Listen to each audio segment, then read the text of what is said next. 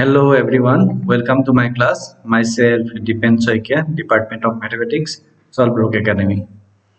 Here I want to give some basic idea which one you have done in class 10 level.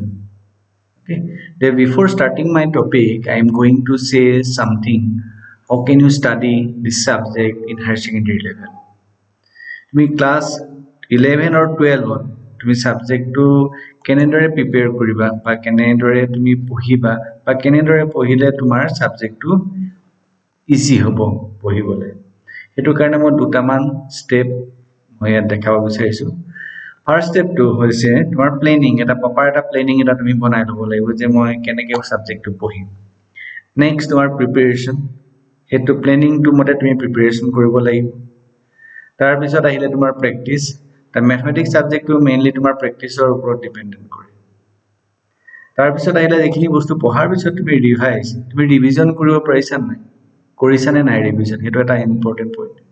আৰু এইকিটা complete হোৱাৰ পিছত finally তুমি কি কৰিব লাগিব তোমাৰ attempt means what that is the examination like okay তুমি এক্সামটোৰ কাৰণে কেনেকৈ prepared ho lage ba attempt koribo lagibo he time period or bhitor that means say 2 hours or 3 hours or bhitor tumi gutei jikhini bostu jana he jana bostu khini tumi attempt koribo parisa nai hetu eta sabo kichuman ki hoy gutei khini bostu jane kintu exam ot he attempt koribo nware ইয়াৰ ভিতৰত মই planning tour কেনেকৈ plan কৰিবা এই plan tour ওপৰত মই দুটামান কথা কৈ লৈছো চাবা ফাৰ্ষ্ট তোমাৰ এটা শিডিউলটো তুমি বনাই ল'ব লাগিব যে মই কেনেকৈ প্লেনিং টুৰ এটা শিডিউল থাকিবই লাগিব কেনেকৈ মই পঢ়িম বা কেনেকৈ কৰিম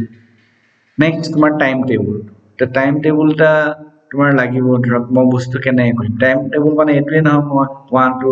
3 লে কি পঢ়িম 3 to 4 লে কি কৰিম 4 to 5 লে কি পঢ়িম তোমাৰ টাইমিংটো লাগিব যে মই কেনেকৈ পঢ়িম নেক্সট তোমাৰ বুকস টু ফলো কি কিতাপ ফলো কৰিবা তুমি এইকিটা হৈছে মই প্লেনিংৰ ভিতৰত কেইটামান পইণ্ট মই বুজি লৈছো তাৰ পিছত মই টাইম টেবুলটো কথা মই দুটামান কথা কৈ লৈছো চাবা প্ৰথমতে টাইম টেবুলটো তুমি সিলেক্ট কৰোতে ফাৰ্ষ্ট চাবা find your comfort Jon which one is the comfortable which timing is comfortable for you have to select okay কোনটো টাইমত বা কোনটো ডিউৰেশ্যনত তোমাৰ পঢ়িবলৈ ভাল এটা নিজে সিলেক্ট কৰি লবা কাৰণ এতিয়াটো তোমাৰ lockdown period time to available আছে তে কোনটো টাইমত পঢ়িলে তোমাৰ সুবিধা হয় next on study in block তাৰমানে যেটো জোন লৈছে তাৰ মৰ্নিং সেশন কিছুমান ইভিনিং সেশন লৈছে মৰ্নিং সেশনটো কিছুমান ব্লক বনাই লবা ধৰা 6 to 7 বা 6 to 8 আকৌ হাফ এন আৱাৰ ব্ৰেক ললা next 8:30 to 10:30 like that next তুমি টেক ৰেগুলাৰ ব্ৰেক এটা তোমাৰ লাগে তোমাৰ কন্টিনিউ তোমাৰ পঢ়ি থাকিলে তোমাৰ এটা সময় তোমাৰ কি টায়াৰ্ড ফিল কৰা হয় okay next revision at the end of the day প্ৰত্যেক দিনা পঢ়াৰ পিছত এটা কি যে পঢ়ি আছে এই টাইম পিৰিয়ডৰ ভিতৰত এবাৰ কি কৰিবা তুমি ৰিভাইজ কৰিব এটি কি কৰিবা তুমি ৰিভিজনটা কৰিবা প্ৰত্যেক দিনা কি হোৱাৰ পিছত ৰিভিজন মানে এটো জাস্ট ওপৰ চাবা যে আজি কি কিটা পঢ়িলো বা কি কিটা মোৰ বস্তু পঢ়াৰ ভিতৰত মনত আছে this point is important next reviewing the timetable at the end of the week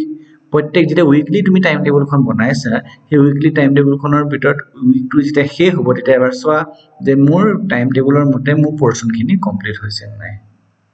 okay next books to follow কি কিতাপ মই ফলো কৰিব তে কোনগিখন কিতাপ মই ফলো কৰিব লাগিব ইয়া প্ৰথমখন দিয়া আছে ম্যাথমেটিক্স এইখন হৈছে তোমাৰ মেইন বুক ফাৰ্স্ট কিতাপখন mathematics NCERT textbook for class 11 that is the main book এখনে গোটেই বেসিক গোটেই হোল থিং গোটেই কনসেপচুয়াল বস্তুখিনি এখন কিতাপতে আছে নেক্সট আৰু এখন কিতাপ তুমি চাব পাৰা আৰ.ডি. শৰ্মাৰ ম্যাথমেটিক্স এখন কিতাপত তোমাৰ কি হয় তোমাৰ যি বস্তুখিনি পুৰা ইলাবৰেট কৰা থাকে এক্সপ্লেইন কৰা আছে আৰু ষ্টুডেন্টৰ কাৰণে বুজিবলৈ অলপ সহজ হয় আৰু ম্যাক্সিমাম তোমাৰ সলভ প্ৰবলেম ইয়াত পোৱা যাব এই কোৱেশ্চনখন এই কিতাপখনত এখানে এখন কিতাপ তুমি এবাৰ চাব পাৰা নেক্সট আৰু এখন আছে এখন এক্সাম্পলাৰ প্ৰবলেম বুলি ইয়াত তোমাৰ যিবিলা থিংকিং স্কিলৰ কোৱেশ্চন জাস্ট ইয়াৰ অকমান হায়াৰ লেভেলৰ কোৱেশ্চনখিনি এখিনি এই কিতাপখনত তুমি পাবা তে এইখন কিতাপ ফলো কৰিব পাৰা এইখন কিতাপ এই তিনিখন কিতাপই হৈছে তোমাৰ মেইন বুক এই তিনিখন কিতাপ পঢ়িলে তোমাৰ হায়াৰ সেকেন্ডাৰী কাৰণে enough this three books okay next মই আজি সৰু টপিক দুটা মই স্টাৰ্ট কৰিছো ফাৰ্স্ট মই নাম্বাৰ সিস্টেম আৰু নেক্সট মই এটা সৰু ইন্টাৰভেলৰ ওপৰত অকমান ডিসকাশন কৰিম নাম্বাৰ সিস্টেম means what তো নাম্বাৰ সিস্টেমটো আমি কেনে ডিভাইড কৰিছো কি পাৰ্ট আছে তাৰ ওপৰত অকমান কৈ দিছো মই নাম্বাৰ সিস্টেমৰ দুটা পাৰ্ট আছে one is what real part and another is what imaginary this one আকৌ real partor তোমাৰ কি আছে এক্সপ্ৰেছ কৰিব পাৰা rational number and another is what irrational number rational number means what which one is in the form of p by q the q is not equal to 0 these are known as what rational number and irrational number means like that √2 √3 minus √3 minus √5 like that okay again rational number can be dividing in two parts one is what integer and another is what this is fractional part the fractional number আকৌ integer বিলাকক কাক ক'ত divide কৰিছা negative numbers positive integers and 0 negative integer means -1 -2 -3 positive 1 2 3 4 5 0 and positive integer and 0 which is known as what whole number tak ki boli koa hoy tumar whole number boli koa hoy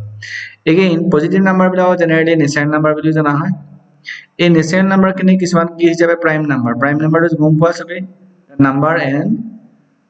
1 and itself is cofactor okay next composite number even number and odd number teneke number system to tumi break koribo para tar pisot aru eta bostu mo pohaisu class interval of real number generally tumak jodi moi question ta koru je 1 and 4 majot how many real numbers are there how many real number between 1 and 4 is it 2 yes or no how many real number between 1 and 4 that means what uncountable real numbers are there between 1 and 4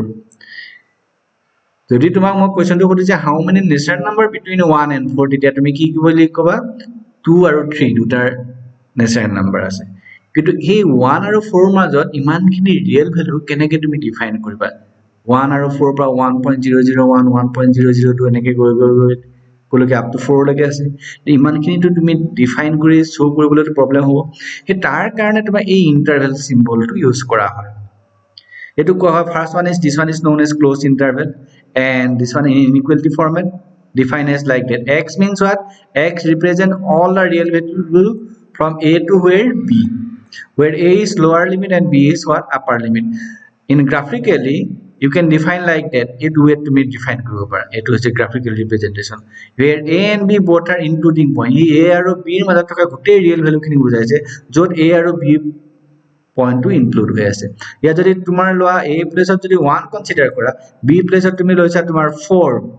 titia hole ki aibo 1 yar 1 ahi jabo yar tumar ki ahi jabo tumar 4 ahi gol tar mane up to etu point ahi gol tumar 1 and this one is what 4 point okay 1 and 4 both are included tar mane 1 or pura 4 leke